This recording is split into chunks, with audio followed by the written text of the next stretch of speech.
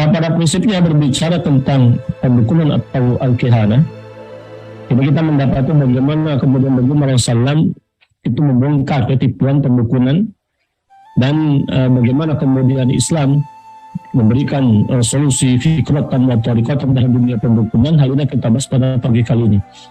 Pada prinsipnya kalau kita bongkar jelas ya, berbicara tentang perdukunan, ini berbicara tentang prinsip di mana kita wajib mengetahui bahaya perdukunan untuk memproteksi diri dari keburukan perdukunan itu sendiri. Sebenarnya minimalnya seorang muslim dia bisa memproteksi diri darinya agar tidak kemudian terjerumus ke dalam dunia kihanah atau perdukunan atau bahkan menjadi salah satu korban dari penipuan di dalam dunia al-kihanah itu sendiri. Araf tasyarru la bisyarri lakin bitawfi wa ma la ta'rifu syarra minan nasi yaqa'u fi.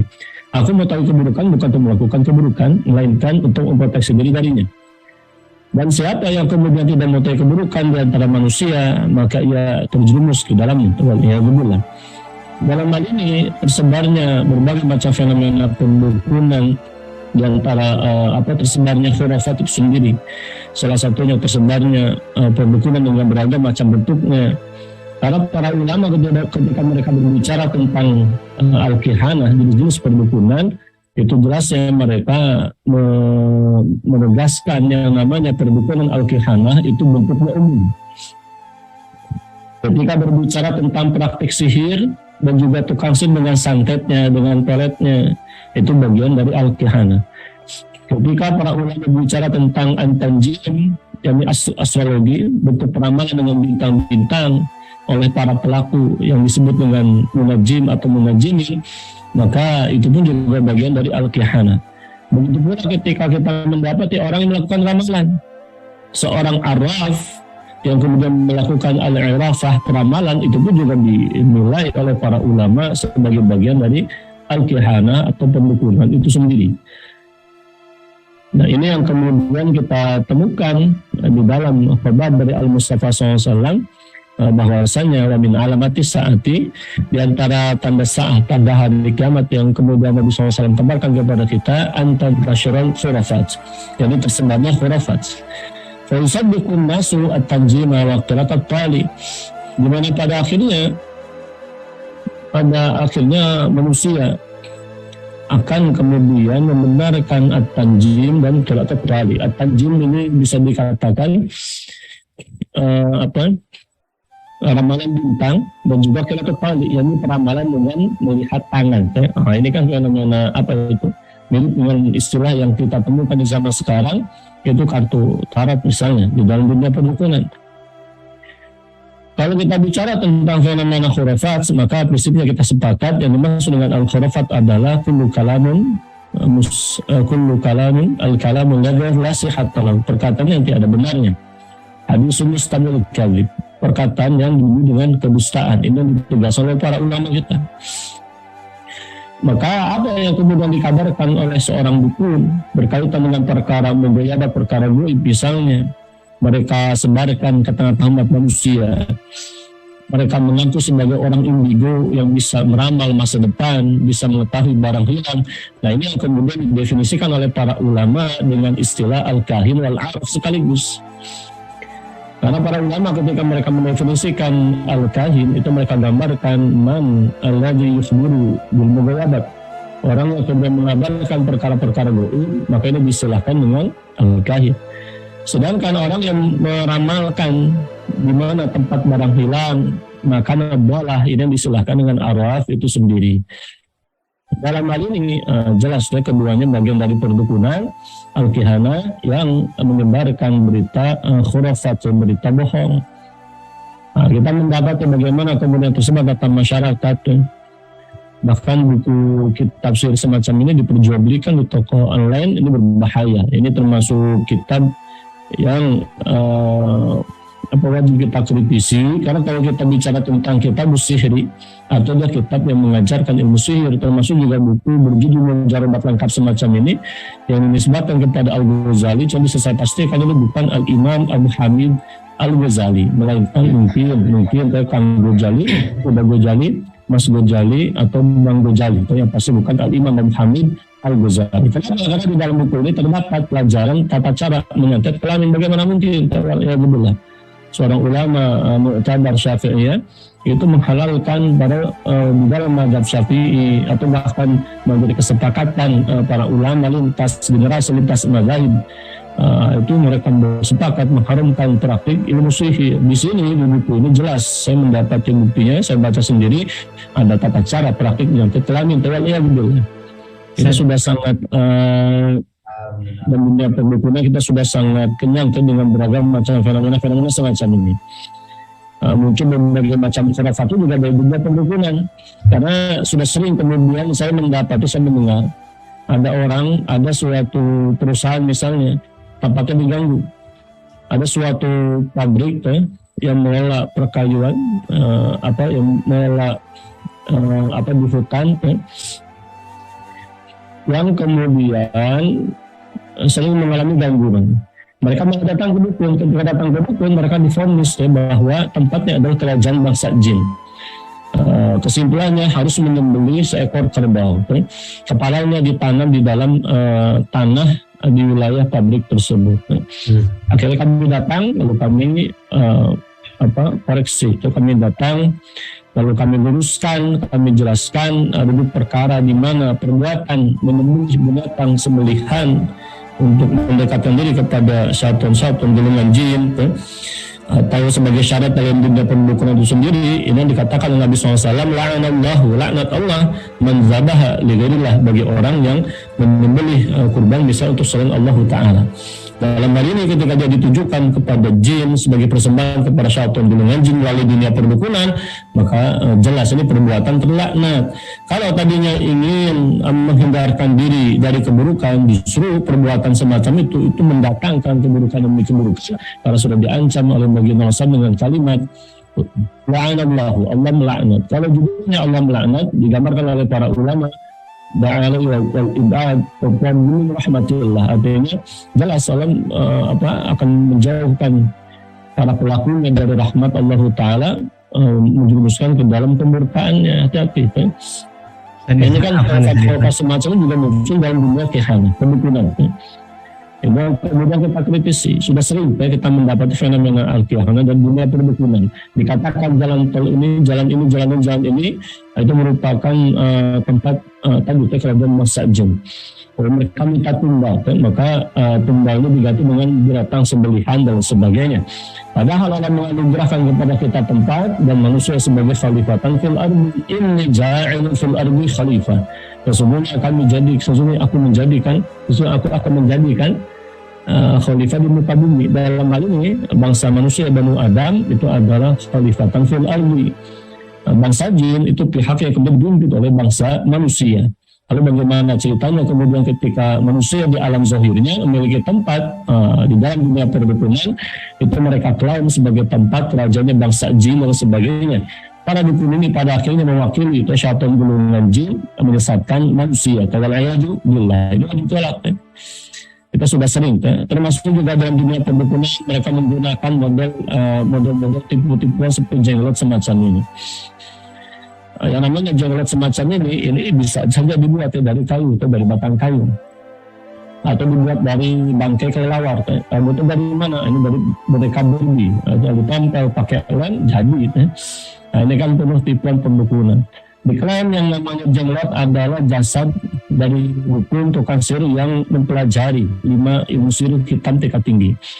Nah, saya katakan yang namanya fenomena semacam itu juga sudah ilmiah dan terkalak. Ini mereka buat sebagai bahan untuk menakut-nakuti manusia, atau bahkan ini bahan jualan. Karena jimat jenglot dikenal sebagai jimat yang sakti, kata mereka, mandraguna, maka harganya mahal. Ada khurafat, ada harga. Pada prinsipnya ini dalam dunia perdukunan diandalkan.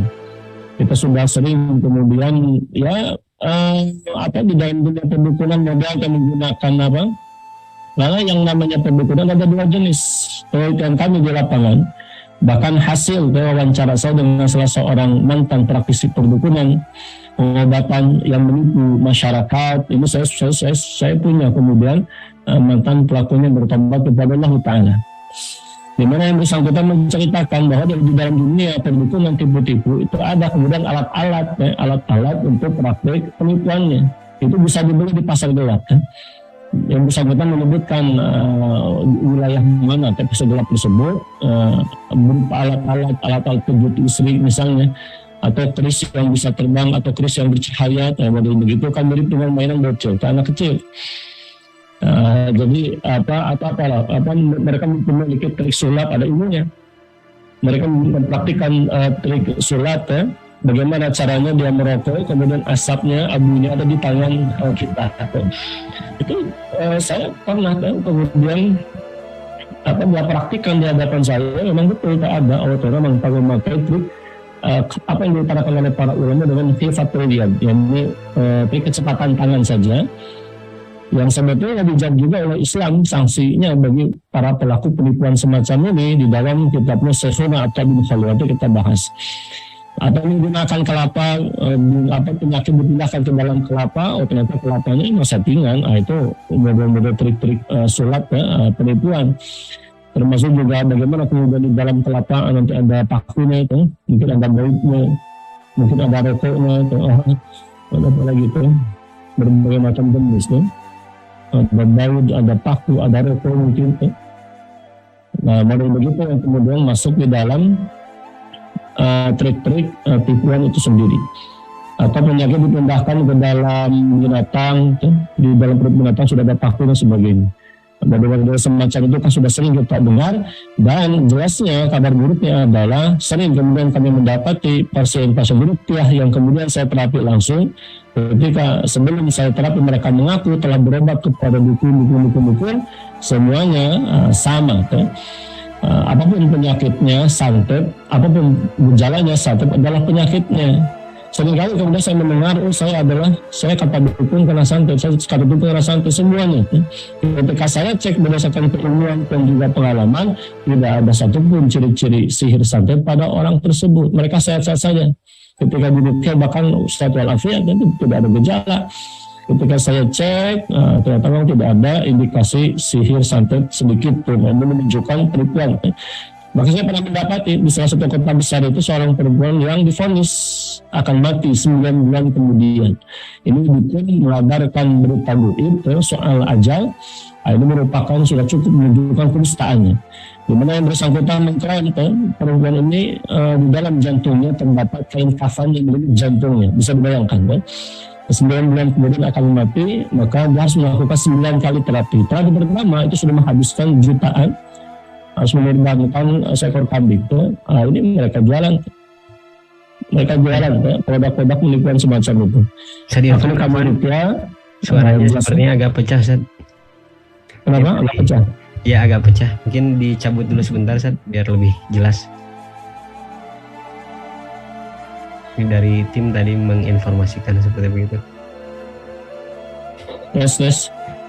Mungkin dikecilin sedikit saat volumenya di yang ini. Betul.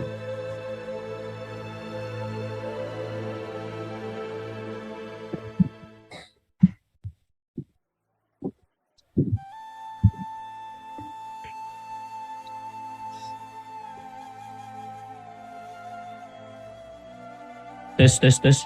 Alhamdulillah sudah jelas sekarang. Lebih tafadhol, Ustaz. Begitu lanjutkan. Jadi berbagai macam praktik perdukunan semacam ini jelas yang kami temukan di lapangan unsur penipuannya. Bahkan tidak jarang kemudian di dalam praktik perdukunan, dukun yang asli, dukun yang palsu, dukun yang asli itu menggunakan bantuan syaitan golongan jin. Makanya para ulama termasuk juga Al-Hafidz Ibnul Qayyim Al-Jauziyah itu menegaskan yang namanya sihir atau yang namanya perdukunan sebagaimana dikatakan oleh Nabi SAW, min amali syaitan. Yang namanya sihir terutama itu min amali syaitan.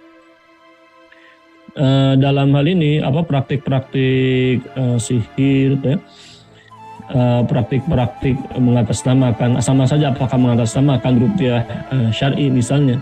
Kalau praktik perdukunan, maka prinsipnya dia termasuk perdukunan itu sendiri. Nah, dalam hal ini ikhwatil kiram ma'azalul ba'yakum, ini berbagai macam produk-produk penipuan perdukunan Ini yang kemudian kita temukan di tengah-tengah masyarakat, jelasnya menjadi hal yang wajib kita perhatikan. Dan jelasnya fenomena semacam ini dimulai tadi tempat-tempat pesugihan ataupun juga jimat-jimat syirkiyah, publikasi-publikasi perdukunan di berbagai macam media yang kita temukan di lapangan, termasuk juga tadi sih penggunaan jimat-jimat syirkiyah. Ini temuan pasien ruqyah saya. Ada binatang kambing di sini, ada jimat-jimat di sini ditanamkan, kemudian digunakan darahnya untuk dirajahkan pada badan. Kalau dia menuliskan Quran maka jelas termasuk istihzaan bil Quran, kufuran, perbuatan murtad. Atau kalau misal dia menuliskan kalimat-kalimat bantara kufur maka memperjelas kemungkarannya. Praktik ini sama seperti praktik dalam film vampir Cina, di mana darah digunakan untuk menahan vampir. Nah, ini kan praktik-praktik perdukunan sebetulnya. Nah, dalam hal ini kita sudah sering kemudian mendapati berbagai macam publikasi, bahkan di dalam beberapa majalah yang kemudian secara resmi itu mereka punya izin mempublikasikan perdukunannya. Ini model begini ada modelnya ruwatan goib menghadirkan Ratu Kidul atau yang datang Ratu Kaler atau Ratu Ngalor Ngidul nantinya kan begitu. Ratu Ngalor Ngidul tidak jelas. Dari ritual khusus Ratu Buaya, Ratu Beruang Buntung ini. Ritual khusus, bahkan ada ritual khusus Kaisar Mesir Tutankhamun. Ini dukunnya sudah lihat film ini film The Mummy Return. Ada Tutankhamun segala sebut-sebut namanya itu. Jadi korban. Ada sisik duyung Ratu Kidul, gigi Ratu Buaya Nyi Bajul. Ini ada magic kucing hitam, black cat kucing kuning tidak masuk. Nah, ini ada lagi pelet dari Lanjar ini ganti mengejar-ngejar, nanti kejar-kejar sama kuntilanak. Nah, ini model begini ada kesaktian Wolon Mera jimat judi mancing pelet wangi alam. Ini pelet mahadasyat khusus homo lesbian. Ini di dalam bukunya sendiri, saya punya bukunya ini. Ada lagi ini ciri khasnya suhu acai. Setiap melakukan ritual sudah masuk ke dewa atau haikuang. Bisa untuk gelarnya profesor doktor. Cuman tidak tahu guru besar di mana ini. Ini pengakuannya. Pacaran langgeng menangkal ilmu hitam sulit jodoh, hilang kesialan, penglaris buka aurat. Termasuk juga model-model ramalan semacam ini. Di dalam Islam pada prinsipnya itu Al-Mustafa SAW pernah menggambarkan bagaimana kemudian beliau secara aktif secara aktif itu mendatangi dukun untuk menguji dan mendakwahi mereka, bahkan menunjukkan kebatilan tipuan mereka. Itu yang pernah dilakukan oleh Nabi SAW. Di dalam riwayat dalam Sahihain, Imam Al-Bukhari meriwayatkan bahwa Umar bin Al-Khattab dan Nabi SAW berangkat bersama rombongan untuk menemui Ibnu Sayyad namanya. Ibnu Sayyad ini seorang pemuda yang kemudian dikenal, bahkan disebut-sebut dalam beberapa kitab itu, digambarkan dalam riwayat para sahabat mengira bahwa Ibnu Sayyad adalah Dajjal itu sendiri. Meskipun akhirnya diklarifikasi oleh baginda Rasulullah yang namanya Ibnu Sayyad mungkin Dajjalin, termasuk Dajjalin tanda petik, ini seorang pendusta yang jelasnya dia bukan Dajjal yang dikabarkan muncul di akhir zaman sebagai sosok yang akan dibunuh oleh Isa bin Maryam itu sendiri, tidak. Tapi jelas Ibnu Sayyad min Dajjalin, orang yang banyak berdusta. Dalam hal ini, Ibnu Sayyad ini ditepuk pundaknya oleh baginda Rasulullah. Kemudian Nabi SAW bersabda kepada Ibnu Sayyad ini, tasyhadu anni Rasulullah, apakah kamu bersaksi bahwasanya aku ini utusan Allah? Maka Ibnu Sayyad memandangi beliau SAW berkata, asyhadu annaka rasulul ummiyin, aku bersaksi bahwasanya kamu adalah utusan kaum ummiyin. Kemudian Ibnu Sayyad berkata kepada Nabi SAW, atasyhadu anni Rasulullah. Ini kelakuannya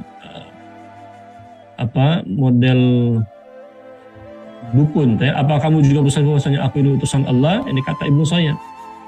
Maka beliau SAW menolaknya dan berkata, amantu billahi wa birusulihi. Aku beriman kepada Allah dan kepada para rasulnya. Yang jelasnya Ibnu Sayyad ini bukan utusan Allah. Kemudian beliau SAW berkata kepada Ibnu Sayyad, madza tara? Apa yang kamu pandang sebagai alasan? sehingga mengaku sebagai seorang rasul. Ibnu Sayyad menjawab, ya'tini shadiqun wa kadzibun, karena telah datang kepadaku orang yang jujur dan pendusta. Nabi SAW bersabda, khulita alaikal amr, urusanmu itu kacau. Kemudian Nabi SAW berkata kepadanya, inni qad khaba'tu laka khabi'an, sesungguhnya aku menyembunyikan sesuatu ya di dalam kolbu, tebak. Intinya tebak olehmu. Lalu Ibnu Sa'id berkata, huwadduhu, itu ada asap. Lalu Rasulullah bersabda, ihsa falan ta'dua qadraka, terhinalah dirimu, engkau tidak akan pernah mampu melebihi kemampuan sebagai seorang dukun sendiri dengan penipuannya. Artinya apa yang dia sampaikan lebih kepada hayalan, halusinasi di dalam dunia perdukunan itu sendiri. Di sini Al-Mustafa SAW menguji untuk menunjukkan kebatilannya, untuk memberitahukan bahwa dia berdusta itu sendiri. Sudah selesai dia bertobat kepada Allah Ta'ala. Dalam hal ini apa yang dilakukan oleh kanjeng Nabi SAW, ini yang kemudian harus dilakukan oleh kaum muslimin, bahkan oleh negara. Negara yang kemudian wajib hukumnya itu menutup rapat-rapat pintu al-kihanah dengan segala macam bentuknya itu. Sama saja apakah praktik kihana yang betul-betul kihana, betul-betul asli perdukunan yang menggunakan bantuan syaitan gulungan jin, atau konteksnya adalah perdukunan yang modelnya penipuan itu sendiri. Karena dua-duanya bagian dari kemungkaran. Nah dalam hal ini ikhwatil kiram a'azallahu ba'yakum, di dalam Islam ini kalau kita lihat di dalam buku yang kemudian saya tuliskan itu kan di dalam penjabaran para ulama itu sendiri, kalau kita bicara tentang yang namanya perdukunan, maka pada prinsipnya Profesor Dr. Muhammad Al-Baqul Ahji menjelaskan al-kahin ismu fa'il, jamaknya adalah kahana al-kuhan, al-mudda'i ma'rifat al-asali wal mustaqbal. Dalam hal ini mereka adalah orang yang mengklaim mengetahui perkara-perkara gaib dan perkara di masa mendatang. Sedangkan yang namanya al-araf, yakni al-munajjim wa qad yata'atta at-tib min jumlati ma yata'attahu. Paranormal yang ahli perbintangan terkadang mempraktikkan pengobatan dari keseluruhan aktivitasnya, meramal bintang untuk perjodohan, muncul zodiak dan lain sebagainya. Dalam hal ini secara umum para ulama menggolongkan tadi yang namanya perdukunan, araf, munajjim, tanjim, sahir, sihir itu bagian dari al-kihanah. Al-kihanah itu sendiri. Al-kihanah itu sendiri. Dari mana bagian dalam salam secara fikrotan itu sudah mengharamkan perbuatan berkonsultasi mendatangi dukun itu sendiri. Nah kita bisa fahami ketika Nabi SAW mengatakan man ata kahinan aw arafan, man ata kahinan fasaddaqa bima yaqulu faqad kafara bima unzila ala Muhammadin sallallahu alaihi wasallam. Siapa yang kemudian datang berkonsultasi kepada dukun, jenis apapun dukunnya. Karena di sini Nabi SAW mengatakan kahinan atau arafan dalam bentuk isim nakirah, cakupannya luas. Man ata. Nah kalimat man ata menunjukkan siapa saja yang judulnya konsultasi atau misal judulnya ikhtiar mendatangi dukun atau paranormal, membenarkan apa yang mereka kabarkan dalam kurung berkaitan dengan perkara-perkara gaib, masalah rizki, jodoh, kesialan, keberuntungan, karir, pengasihan, model begitu bagian dari kahin atau araf. Faqad kafara bima unzila ala Muhammadin SAW. Maka sungguh dia telah mengkufuri apa yang diturunkan kepada Al-Mustafa SAW. Nah kalimat faqad kafara bahkan di sini diungkapkan dengan sisipan qad di depan fi'il madi kafara. Ini menunjukkan tegasnya keharaman perbuatan mendatangi konsultasi dukun itu sendiri. Karena kalimat faqad kafara ini dalam ilmu usul fikih termasuk indikasi tegas keharaman mendatangi dukun atau paranormal. Ya di dalamnya terkandung kedustaan, ya jelas tidak boleh. Dalam hal ini bahkan para ulama ketika menafsirkan ayat hal unabbiukum ala man tanazzalu syayatin tanazzalu ala kulli afakin asim, yang dimaksud dengan kulli afakin asim kata Al-Hafidz Ibnu Jarir At-Tabari maknahu ayat al-kuhan, maknanya adalah dukun itu sendiri, ala kulli afakin asimin. Ini yang kemudian kata para ulama maknanya adalah tadi. Nah dalam hal ini Nabi SAW pernah melarang ketika beliau mengatakan fala ta'tu kahinan, jangan kemudian kalian mendatangi dukun itu sendiri. Kalau ada kemudian orang mendatangi dukun dalam rangka konsultasi, itu masalah barang hilang misalnya, masalah pengasihan, masalah jodoh, masalah kesialan, masalah karir, masalah keberuntungan, masalah pengasihan dagang. Prinsipnya dia bagian dari tadi yang saya katakan man ata kahinan atau man ata arafan. Man ata arafan fasa'alahu an syai'in lam tuqbal lahu salatun arba'ina lailatan. Siapa yang kemudian mendatangi araf, paranormal, kemudian bertanya kepadanya tentang sesuatu, lam tuqbal lahu salatun, maka tidak akan diterima salatnya arba'ina lailatan, selama 40 hari 40 malam. Dalam hal ini kalimat lam tuqbal lahu salatun arba'ina lailah ini sudah cukup menjadi dalil yang tegas keharaman mendatangi araf itu sendiri, itu jelas, tidak ada keraguan. Terlebih lafal man ata ini kan man di sini ya segot am dalam usul fikih, siapapun ia, laki-laki, perempuan, kepentingan apapun itu jenisnya, konsultasi, datang, ikhtiar, apapun istilahnya kepada dukun, apapun jenis dukunnya, apapun jenis paranormalnya, apapun namanya, mau dukun hitam, dukun putih, dukun hitam putih, dukun merah, dukun hijau, merah kuning hijau sama. Pokoknya kahinan atau arafan kata Nabi SAW tadi hukumnya haram. Islam dalam hal ini sudah sangat menyelamatkan.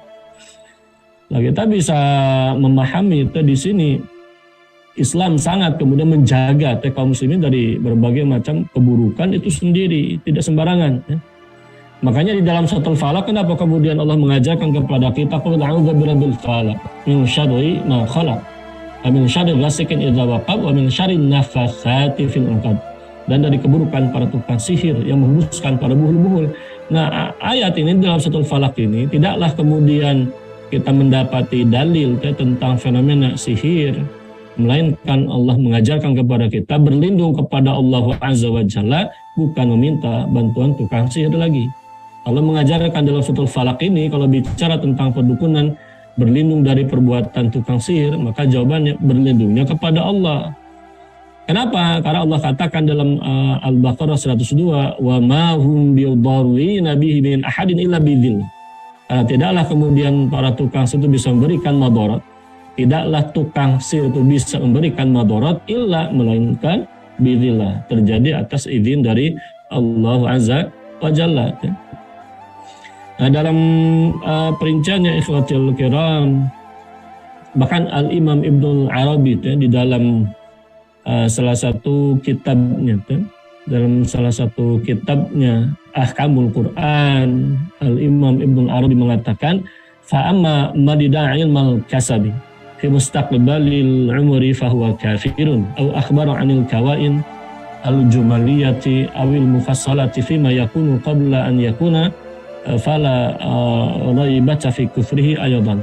Siapa yang memastikan akan mendapatkan pekerjaan di masa mendatang, atau memastikan pastinya dia mengabarkan segala sesuatu yang belum terjadi, meramal, maka tidak diragukan lagi kekufuran orang tersebut. Nah, ini penegasan dari para ulama itu sendiri. Nah, di dalam praktiknya kan yang namanya perdukunan, baik peramalan, termasuk juga menggunakan bintang-bintang, menggunakan di zaman sekarang menggunakan kartu tarot, atau yang modelnya menggunakan bintang-bintang. Prinsipnya di dalam Islam yang namanya bintang, rembulan itu bagian dari tanda-tanda kekuasaan Allah Ta'ala. Itu bagian dari kekuasaan Allah Ta'ala itu sendiri. Dalam hal ini termasuk juga tentang fenomena gerhana bulan, fenomena gerhana matahari. Dalam hal ini itu bagian dari hal yang kemudian menjadi tanda-tanda kekuasaan Allah Ta'ala. Inna fi khalqis samawati wal ardi wa ikhtilafil laili wan nahar la ayatin li ulil albab. Itu jelas yang namanya penciptaan langit-langit dan bumi, pergantian malam dan siang, matahari dan bulan itu sendiri jelas itu bagian dari tanda-tanda kekuasaan Allah Ta'ala.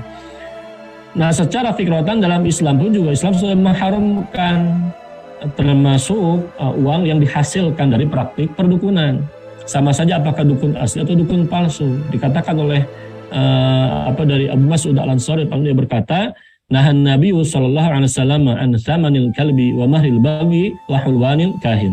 Nabi SAW melarang dari harga penjualan anjing, wa mahril bagi pelacuran, dan juga upah pelacuran, juga upah manisan bagi dukun. Nah, menariknya di sini istilah hulwan yang digunakan oleh baginda Rasulullah. Para ulama dalam hal ini dalam kitab Mu'jam Lughatul Fuqaha, kenapa kemudian diistilahkan dengan hulwan? Karena hulwan ini sesuatu yang diambil tidak pada haknya. Kenapa diistilahkan hulwan? Hulwan itu kan permen, sesuatu yang manis. Kenapa? Karena dukun itu mereka memeras harta manusia itu dengan jalan yang gampang-gampang saja sebetulnya. Dengan mudah, tanpa usaha keras. Dia tinggal punya trik kecepatan sulap saja, tinggal membangun narasi pembodohan, kebohongan itu. Dia mengatakan ada orang datang divonis, oh ini bapak ini kena santet, itu kata mereka demikian. Karena santetnya dari si fulan tidak jelas. Tiba-tiba, oh bapak ini harus apa? Harus melakukan terapi menggunakan kambing, silahkan transfer uangnya atau bisa cash juga. Nanti kambingnya saya belikan. Nanti ditemukanlah di dalam kambing tadi setelah disembelih, oh ada di dalam jeroannya misal ada pakunya, ada ininya. Padahal paku-pakuan semacam bisa jadi dimasukkan ke dalam makanan si kambing, termakan, masuk ke dalam lambung. Model begitu kan tipuan-tipuan itu sendiri. Nah ini dalam Islam sudah ditutup itu pintunya rapat-rapat. Hulwanil kahin, yang namanya upah bagi perdukunan itu hukumnya haram. Seseorang wajib bertobat dari praktik-praktik penipuan semacam itu yang jelas membodohi masyarakat. Di dalam Islam ditutup pintunya rapat-rapat. Nah tidak tanggung-tanggung, termasuk juga beragam macam embel-embelnya tadi yang namanya jimat-jimat. Kata Nabi SAW, man 'allaqa tamimatan faqad asyrak. Siapa yang kemudian menggantungkan jimat maka sungguh dia telah syirik. Tadi malam itu saya mendengar di dalam sebuah acara salah satu stasiun TV swasta itu menghadirkan seorang dukun yang dibicarakan tentang masalah fenomena mistis. Yang dijadikan referensi itu bukan ulama, bukan para asatid, melainkan seorang praktisi ritual, praktisi goib semacam itu. Yang kemudian mengabarkan bahwa untuk menolak gangguan jin itu ya gunakanlah bawang merah, bawang putih. Nah itu kan hal yang sudah sering yang sudah sangat jelas kedustaan. Bagaimana mungkin kemudian kita menggunakan bawang merah, bawang putih? Emangnya jin mau masak itu? Menggunakan bawang merah, bawang putih itu kan hal yang sangat mengandung pembodohan, di mana masyarakat sudah biasa. Lah saya sudah tahu dari kecil itu. Jadi kalau ada sesuatu katanya, dari mana? Dari film Dracula. Jadi yang namanya Dracula, mereka takut terhadap apa? Bawang putih, bawang merah. Kenapa? Karena mungkin bawang merah, bawang putih baunya lumayan. Ketika masuk ke dalam mulutnya Dracula, ketika dia memamerkan taringnya, oh nanti bau bawang, begitu. Ya model begitu ya film. Mana mungkin kemudian kita mau dibodohi oleh dukun dengan film Dracula semacam itu. Bagaimana? Waliyadzubillah. Di TV itu saya lihat tadi malam itu, waliyadzubillah. Setelah saya di pesantren itu mengadakan basul masail tentang masalah perdukunan tadi malam itu di Cinta Quran Center. Tiba-tiba malamnya ketika saya lihat televisi itu sebelum itu istirahat itu, ternyata ditemukan terciduk bagaimana kemudian stasiun TV swasta itu menyebarkan khurafat. Di dalam sistem Islam, nah ini menarik. Di dalam sistem Islam itu, ketika bicara tentang bab ini, itu di dalam Islam, jelas Islam memiliki solusi. Islam tidak akan memberikan celah bagi perdukunan semacam itu membodohi masyarakat. Bagaimana tidak? Antum bisa bayangkan di dalam kitab Al-Husud Al-Hamidiyah judulnya. Di dalam kitab Al-Husun Al-Hamidiyah itu diutarakan. Di dalam kitab Al-Husun Al-Hamidiyah di sana digambarkan bahwa berbicara tentang penjagaan terhadap akidah. Karena kitab ini Al-Husun Al-Hamidiyah lil muhafazati 'alal aqaidil islamiyyati, ini merupakan kitab yang isinya berbicara tentang penjagaan terhadap akidah kaum muslimin. Karangan Al-Alama Syekh Husain bin Muhammad Al-Tarablisi. Di dalam kitab kuning ini bahkan penulisnya mu'alif sahibul fadilah itu menukilkan hadis wa innamal imamu junnatun yuqatalu min wara wa yataqabi. Beliau sempat juga membahas tentang wajibnya mengangkat khalifah. Wajibnya mengangkat al-imam, di mana di sini beliau menegaskan adanya fungsi seorang khalifah fil khalifati. Ini ada beliau menggambarkan fungsi seorang khalifah dalam hal menjaga akidah umat. Beliau menekankan ada urgensi di sana. Beliau menekankan ada urgensi seorang khalifah itu menjaga akidah umat dengan menukilkan hadis innamal imamu junnatun. Di mana lafal imam mengandung qasar jelas diikuti dengan lafal junnah, dua-duanya menjadi penanda pujian dari Al-Mustafa SAW kepada sosok khalifah. Karena lafal innama itu fungsinya taukid, menghususkan menghususkan qasrul mausuf al-imam kepada lafal junnah itu sendiri. Menghususkan objek yang disifati yakni khalifah atau al-imam kepada sifat junnah. Itu mengandung penekanan bahwa fungsi seorang khalifah tidak lain tidak bukan adalah seorang perisai. Di sini yang namanya khalifah al-imam manusia diserupakan seperti benda mati yang namanya junnah perisai dalam peperangan itu sendiri. Ini sudah cukup menunjukkan adanya pujian dalam bentuk tasbih, penyerupaan dari Al-Mustafa SAW menunjukkan urgensi seorang khalifah atau al-imam dalam hal menjaga umat. Dalam apa? Dalam hal apa? Nah, para ulama Al-Hafidh Ibnul Asir dan sebagainya menegaskan dalam bentuknya yang umum. Penjagaan dalam bentuknya yang umum.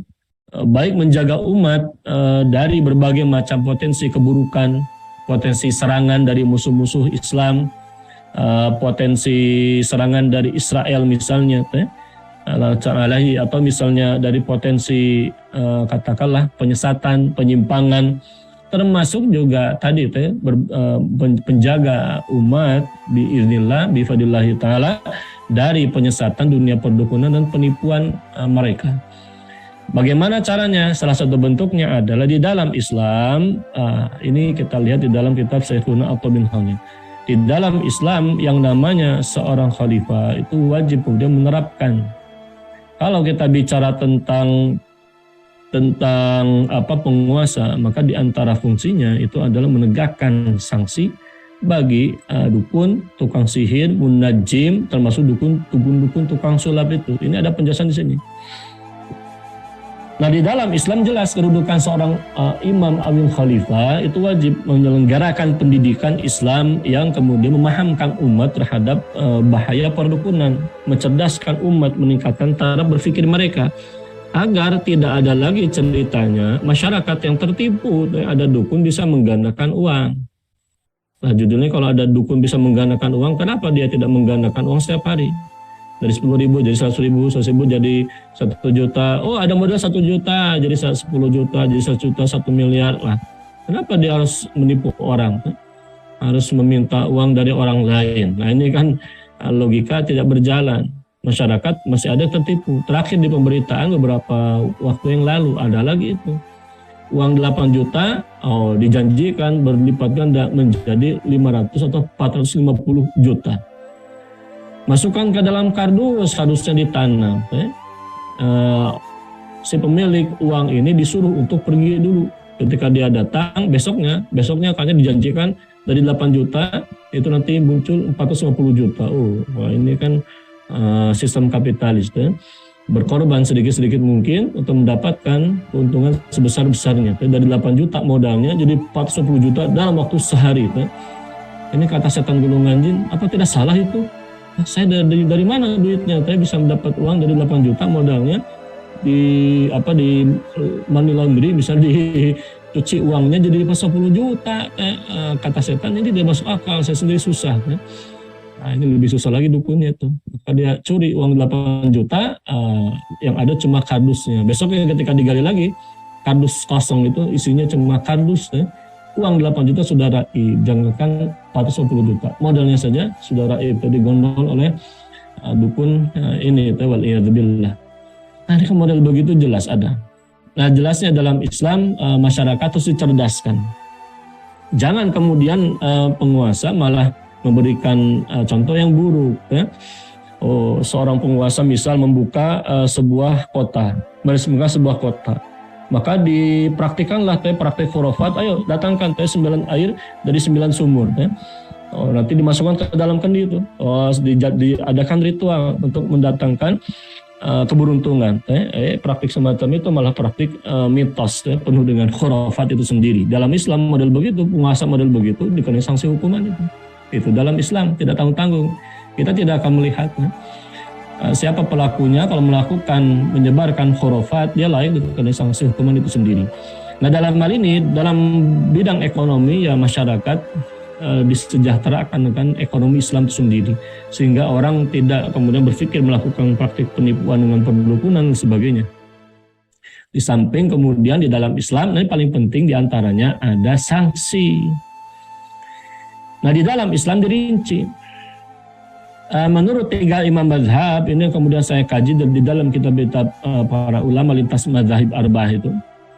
Kalau berbicara tentang praktik sihir, maka mereka sepakat menghukum mati tukang sihir. 3 mazhab, mazhab Maliki, Hanafi, dan Hanabilah. Sedangkan mazhab Imam Syafi'i itu merinci. Menurut mazhab Imam Syafi'i, kalau ada orang yang kemudian melakukan santet, dilihat. Kalau kemudian dengan santetnya dia membunuh, maka masuknya bab qisas. Orang yang mengaku misalnya dia telah melakukan santet dan pada akhirnya membunuh korbannya. Ini kata para ulama Syafi'i dihukum mati qisasan. Kalau kemudian ada orang yang melakukan praktik perdukunan, praktik sihir, di dalamnya terkandung kekufuran, maka model semacam itu kata mazhab Syafi'i itu dihukum mati karena faktor had murtad. Itu pun juga di dalam Kitabul Iqna fi hali al-fadhi Abi Suja lil mazhabil Imam Muhammad bin Idris Asy-Syafi'i, itu harus diminta tobat dengan waktu 3 hari. Dikasih waktu 3 hari 2 malam untuk bertobat kembali kepada Islam dari kemurtadannya. Kalau dia mau kembali kepada Islam, maka tidak dihukum mati. Kalau dia kemudian memilih kemurtadan, maka man baddala dinahu faqtuluh. Siapa yang mengganti agamanya, kata Nabi SAW, hukum matilah ia. Nah, dalam hal ini dirinci. Kalau kemudian praktiknya di luar pembunuhan, di luar kekufuran, maka ditakzir sesuai dengan ijtihad qadhi. Nah, yang ditarjih oleh Fadilatul Syekhin Athar bin Khalil beliau mengatakan uqubatus sahiri kama bayyana uqubatul murtaddi. Sanksi bagi tukang sihir sebagaimana kami jelaskan, yakni definisi sihir yang pasti mengandung kekufuran, karena beliau mengatakan la yatimmu sihru illa bitilawati kalami kufrin. Tidak sempurna sihir melainkan dengan praktik kekufuran. Ada sanksi bagi orang yang murtad. Dia adalah kafir berdasarkan makna yang saya jelaskan sebelumnya. Walaqad aqaba as-sahabatu as-sahira, di mana para sahabat telah memberikan hukuman kepada tukang sihir dengan hukuman mati. Faqad ammarat Hafsah ummul mukminin radhiyallahu anha biqatli sahiratin tarafat annaha qamat bisihri. Di mana Hafsah ummul mukminin telah memerintahkan hukuman mati kepada tukang sihir perempuan yang mengaku dia telah melakukan sihir. Adapun apa yang diriwayatkan dari pengingkaran Utsman bin Affan atas perbuatan Hafsah, ini lebih kepada pengingkaran atas perbuatan Hafsah memerintahkan hukuman mati tanpa izin dari khalifah. Padahal berbicara tentang penerapan sanksi, ini wilayah kewenangan seorang khalifah. Walam yunkir, nah khalifah tidak mengingkari hukuman qatli, hukuman sanksi, hukuman mati bagi tukang sihir perempuan itu sendiri. Waqad tama mislu hadzal fi'li ay qatl bisahir fi ahdi Umar. Bahkan praktik ini pun juga telah sempurna dilaksanakan pada masa Umar bin Al-Khattab, dan dia fahuwa ijma'un minas sahabat, menjadi ijma' sahabat li'annahu hukmu dzu sya'nin tama ala mala'in minhum duna inkarin, karena dia adalah hukum yang ditetapkan oleh penguasa, oleh sahabat, khalifah sahabat di masa itu tanpa ada pengingkaran dari sahabat lainnya. Akhraja Ahmad an Sufyan min tariqi Jaza bin Muawiyah Amul Ahnaf, paman dari Al-Ahnaf bin Qais, yang mengatakan telah datang surat dari Umar bin Al-Khattab khalifah sebelum wafatnya, 1 tahun sebelum wafatnya. Untuk apa? Anak tulu kulla sahirin warubama qala sufyan wa sahiratin, untuk hukum mati tukang sihir laki-laki dan tukang sihir perempuan. Nah, ini penting tentang sulap. Wa amma ma dzakarnahu min ba'dil a'malil fanniyati al-khafiyati allati yugarraru biha an-nasu illam tuwaddah lahum wa dakhala al-masyayikhu wa syu'u zatuhum fayu'aqabu sahibuha al-uqubah at-ta'ziriyah hasab ad-darar. Jadi adapun tentang praktik sulap, sebagian praktik ini perbuatan menyembunyikan tangan, di mana manusia terkelabui dengan praktik itu, tidak jelas teh. Kemudian masuk teh orang tua, pokoknya ada praktek-praktek perdukunan lah teh. Maka pelaku sulap ini, penipuan ini wajib dikenai sanksi takzir, yang jenis sanksinya disesuaikan dengan doror alladzi alhaqahu biman ghurira bihi mimman ta'amalu ma'ahu, teh orang yang tertipu teh. Wa ma'lumun anna al-uqubata ta'ziriyata fil Islam tasil qatl hasba naw'il jarimati allati tarifuha. Jadi dalam hal ini bisa jadi orang yang melakukan praktik sulap disanksi dengan takzir ini ya tergantung dorornya seperti apa. Karena namanya takzir tergantung dari istiad qadhi, bisa penjara, bisa sampai hukuman mati. Itu sendiri wallahu alam bisawab. Barakallahu lana wa lakum ya ikhwatil kiram. Ini gambaran Islam punya solusi, fikratan wa tariqatan. Barakallahu fikum.